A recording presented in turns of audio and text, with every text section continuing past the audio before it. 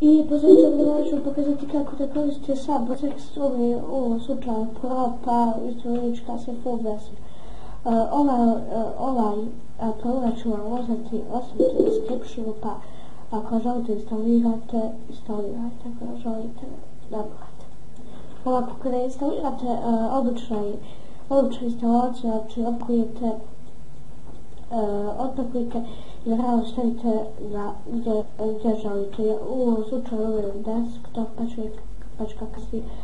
Pa hajmo sada da pokažem kako to koristiti i ostalo.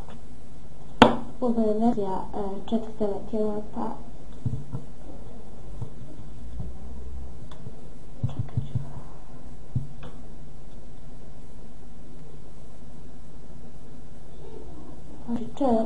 dok se ovo sve skupio to sad pa ja otvorio znači vaš sad proces, pa ovdje više ništa nema osim sami izgleda naravno ovdje pjesme, naravno se nemojte muzirat, znači ovo letamo ovdje i sada ovako Desk B, imate Desk A u Windowsu, pa ja sam bude, to ću vam kasnije nasiti ovako. Desk B, kako da, ovako ukratko, kako da, primjer sad prenesite pjesmu na Desk B. Ovako, znači, svako to zna, treba primjer uzeti čiji je bitno.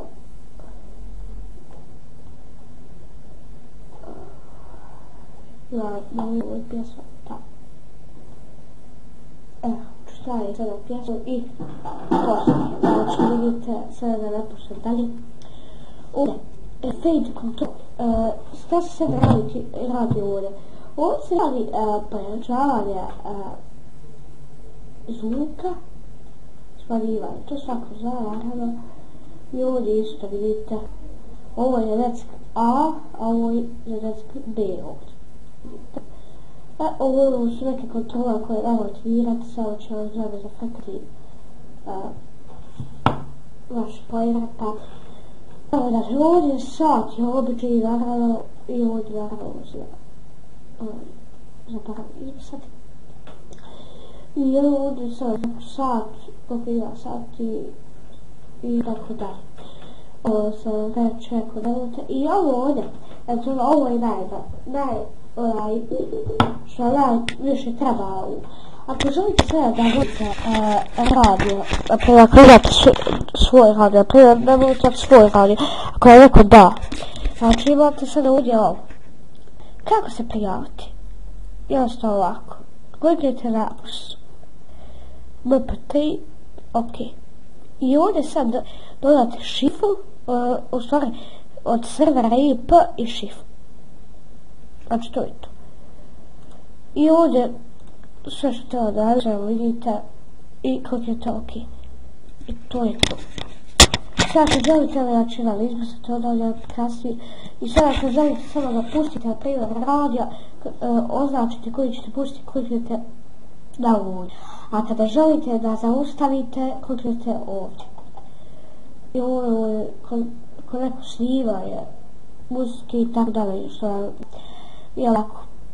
I ovo ovdje isto dobijete to na primjer za svirke, pa to znači to ćete dobiti ili ima isto, pa pogledajte da jako